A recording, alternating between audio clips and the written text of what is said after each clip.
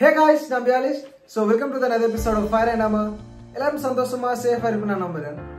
இன்றைக்கு நான் உங்களோட பத்தி பேசலாம் இருக்கேன்னால் குட்டி ஸ்டோரி பார்ட் 5.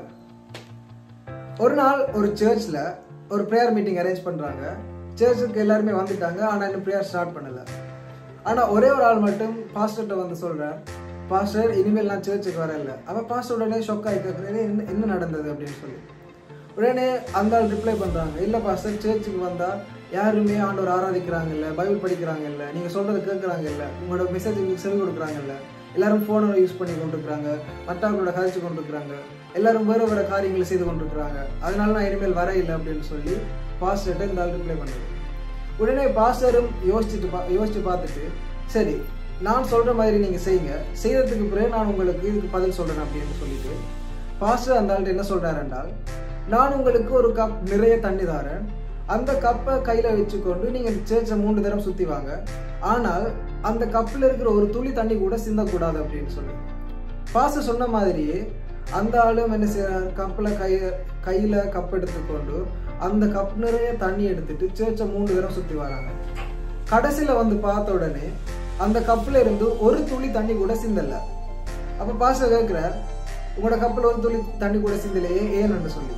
அதுக்கு அவர் ரிப்ளை பண்றாங்க, இல்ல பாஸ்டர் இந்த கப்பில் இருக்கிற தண்ணி சிந்தக்கூடாதுன்னு சொல்லி என்னுடைய முழு கவனத்தையும் நான் இந்த கப்புக்கு மேல வச்சு நடந்து வந்ததுனால இது சிந்தல.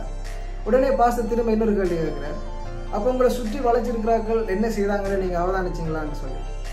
அதுக்கு திரும்ப இந்த ஆள் ரிப்ளை பண்ணுது, இல்ல பாஸ்டர் நான் அவதானிக்கல, ஏனென்றால் என்னுடைய கவனம் முழுக்க இந்த கப் மேல இருந்ததுனால நான் யாரையுமே கவனிக்கல அப்படின்னு சொல்லி ரிப்ளை பண்றாங்க. ஸோ நான் சொன்ன இந்த ஸ்டோரி உங்களுக்கு விளங்கி இருக்கும்னு நான் நினைக்கிறேன். இது போல தான் கைஸ் எங்களுடைய வாழ்க்கையில் இன்றைக்கு எங்களுடைய வாழ்க்கையிலும் நாங்கள் அநேக காரியங்களை கண்டு அதன் மேல் எங்கள் கவனங்களை செலுத்தி தேவன் மேல் உள்ள எங்கள் கவனத்தை நாங்கள் சிதறித்துக் கொண்டிருக்கின்றோம். ஆனால் எங்கள் கவனம் முழுக்க ஆண்டவர் மேல் மட்டும்தான் இருக்க வேண்டும். எங்களுடைய வாழ்க்கையில் எங்களை சுற்றி கண்டிப்பாக அநேக காரியங்கள் நடந்து கொண்டுதான் இருக்கின்றது. எங்களுடைய எதிர்காலத்தை குறித்து, எங்களுடைய குடும்பத்தை குறித்து, எங்களுடைய நாட்டு சூழ்நிலைகளை குறித்து, உலகத்தில் நடக்கும் அசம்பாவிதங்களை குறித்து, இப்படி எல்லா காரியங்களும் எங்களை சுற்றி நடக்கும் போது நாங்கள் எல்லா காரியத்திலும் எங்களுடைய கவனத்தை செலுத்துகின்றோம், எல்லா காரியத்திலும் எங்களுடைய நேரத்தை செலவழிக்கின்றோம். இப்படி நாங்கள் நேரத்தையும் எங்களுடைய கவனத்தையும் மற்ற காரியங்களில் செலவழிக்கும் போது நாங்கள் போக்கஸ் பண்ண வேண்டிய முக்கியமான ஒரு காரியத்துல போக்கஸ் பண்ண மறந்து போகின்றோம். அதாவது நான் என்ன சொல்ல வரேன் என்றால், இப்படி எங்களை சுற்றி நடக்கும் காரியங்களை குறித்து நாங்கள் போக்கஸ் பண்ணி கொண்டிருக்கும் போது எங்களால ஆண்டவர் மேல் போக்கஸ் பண்ண கஷ்டமா இருக்குது. அதற்கு பிறகு எங்களுடைய வாழ்க்கை எப்படி தெரியுமா மாறிவிடும், நடப்பது எல்லாவற்றையும் குறித்து கம்ப்ளைண்ட் பண்ணும், குறை சொல்லும் ஒரு வாழ்க்கையாக மாறிவிடும். ஏனென்றால் எங்களை சுற்றி நடக்கும் காரியங்கள் எல்லாம் நன்மையான காரியங்களும் அல்ல, சாதகமான காரியங்களும் அல்ல. எங்களை சுற்றி நடக்கின்ற அநேகமான காரியங்கள் தீமையான காரியங்கள், பாதகமான காரியங்கள். இப்படி இந்த காரியங்களிலே எங்களுடைய நேரத்தையும் கவனத்தையும் நாங்கள் செலுத்தும் போது கவனம் செலுத்த வேண்டிய தேவனை நாங்கள் மறந்து விடுகின்றோம். அதற்காக நான் சொல்லல உலகத்தில் எது நடந்தாலும் நாங்கள் உயிரில்லாத ஒரு சிலையை போல் இருக்க வேண்டும் என்று சொல்லி. உலகத்தில் நடக்கும் காரியங்களுக்கு ஏற்றவாறு நாங்கள் நல்ல முறையில ரியாக்ட் பண்ணத்தான் வேணும்.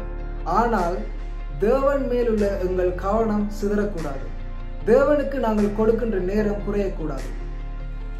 சுருக்கமா சொல்லணும் என்றால், தேவையில்லாத காரியங்களில எங்களுடைய நேரத்தையும் கவனத்தையும் செலவழிப்பதை குறைத்துவிட்டு தேவையான காரியம் எது என்று ஆராய்ந்தறிந்து அந்த காரியங்களில் மாத்திரம் எங்களுடைய அதிகமான நேரத்தையும் கவனத்தையும் நாங்கள் செலுத்த வேண்டும். இது வெறுமனே ஆவிக்குரிய ஜீவியத்துக்கு மட்டும் நான் சொல்லல, எங்களுடைய வேலையில, எங்களுடைய குடும்பத்துல, எங்களுடைய சமூகத்துல, நாங்கள் படிக்கிற இடம், எல்லா இடத்திலும் எல்லா சந்தர்ப்பத்திலும் தேவையான காரியங்களை மாத்திரம் நாங்கள் போக்கஸ் பண்ணி அதுல எங்களுடைய கவனத்தை செலுத்தி அதுல நாங்கள் எங்களுடைய 100% போடும்போது எங்களுடைய வாழ்க்கை சிறப்பாக மாறும். ஸோ கைஸ், இன்றைக்கு நான் உங்களோட ஷேர் பண்ண நினைத்த காரியம் இதுதான். எந்த சூழ்நிலை இருந்தாலும், யாரு எப்படி போனாலும், இந்த உலகம் எப்படித்தான் ஆனாலும் தேவன் மேல் உள்ள எங்கள் கவனம் சிதறக்கூடாது. நாங்கள் ஆண்டவர் மேல் விசுவாசிகளாய் பற்றுதலாய் இருக்க வேண்டும். அவர் எல்லா காரியங்களையும் செய்து சரியாக வர பண்ணுவார். ஏனென்றால் அவர்தான் இந்த உலகத்தை படைத்த சர்வ வல்லமை உள்ள தேவன். ஸோ கைஸ், இன்றைக்கு நான் உங்களுடைய ஷேர் பண்ண காரியம் உங்களுக்கு ஆசீர்வாதமா இருக்கும் நான் நினைக்கிறேன். அப்படி ஆசீர்வாதமா இருந்தா share with your friends, because we should check the world by the word of God. தினமும் ஜெபித்து வேதத்தை வாசித்து தியானித்து தேவன் மேல் நாங்கள் எப்பொழுதும் கவனமாக இருப்போம், சிறந்த ஒரு வாழ்க்கையை வாழுவோம். மீண்டும் நான் உங்களை இன்னொரு வீடியோவில் வந்து சந்திக்கும் வரைக்கும் stay safe, be happy, God bless you, love you all, bye.